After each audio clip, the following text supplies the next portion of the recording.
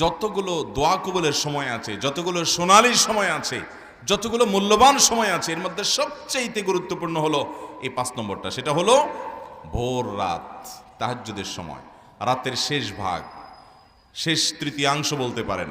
3 ভাগ করলে শেষ ভাগ, বা ঘুম থেকে ওঠার পর একেবারে ফজরের আজানের আগ পর্যন্ত রাতের শেষের দিকের এই সময়টা, এটা হলো সবচেয়ে মূল্যবান সোনালী সময় ইমানদারের জন্য।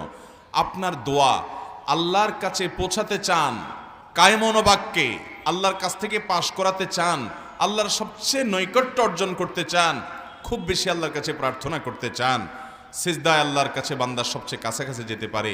আর ভোর রাতের দোয়া, এটা বান্দার সবচেয়ে ইফেক্টিভ দোয়া হয়। এই দোয়া আল্লাহ তাআলা সাধারণত ফিরিয়ে দেন না।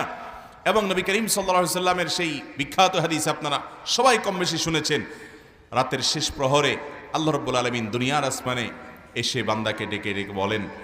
কোনো বর্ণনা আসছে যে আহ্বায়ক কোনো এক ঘোষক ঘোষণা দেয়, কোনো বর্ণনা আসছে আল্লাহ তাআলা স্বয়ং ডাকেন এবং বান্দাকে বলা হয়, আল্লাহ আমিন মুস্তাগফিরিন ফাগফির লাহ, তোমাদের মধ্যে কেউ কি আছো যে গুনাহ করেছো, অপরাধ করেছো, আল্লাহর কাছে মাফ চাইবা, তো আমি তাকে মাফ করব।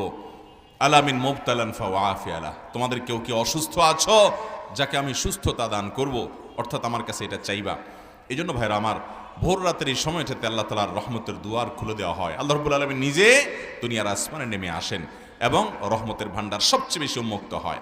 ডক্টর খন্দকার আব্দুল্লাহ জাহাঙ্গীর রহমাল্লার একটি ঘটনা, তিনি কোনো একটা পাবলিক প্রোগ্রামে বলেছিলেন যে কোনো এক আল্লাহর বান্দা তার জীবনে এমন একটা জটিল সমস্যায় পড়েছেন, পাওনা দেনা সংক্রান্ত একটা বিষয়ে, যে কোনোভাবে সেটা থেকে তিনি সমস্যা থেকে সমাধান করার পথ তিনি খুঁজে পাচ্ছিলেন না, উদ্ধারের কোনো পথ খুঁজে পাচ্ছিলেন না, এবং তিনি সকল আশার বাতিগুলো সব দেখলেন নিভে গেল এক এক করে, কোনো পথ আর তার সামনে খোলা নেই।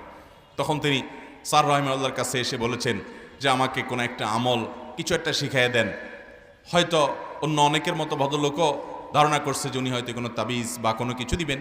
স্যার রাহিমাহুল্লাহ বললেন যে তুমি ভাই ভোর রাতে গিয়ে আল্লাহ রাব্বুল আলামিনের কাছে 2 রাকাত 4 রাকাত তাহাজ্জুদের নামাজ পড়ে হাত তুলে কায়মনোবাক্যে দোয়া করবে, চোখের পানি ফেলে আল্লাহর সাথে তোমার মনের দুঃখগুলোকে খুলে খুলে বলবে, লম্বা সময় ধরে বলতে থাকবে, নিয়মিত এরকম প্রতিদিন বলতে থাকবে।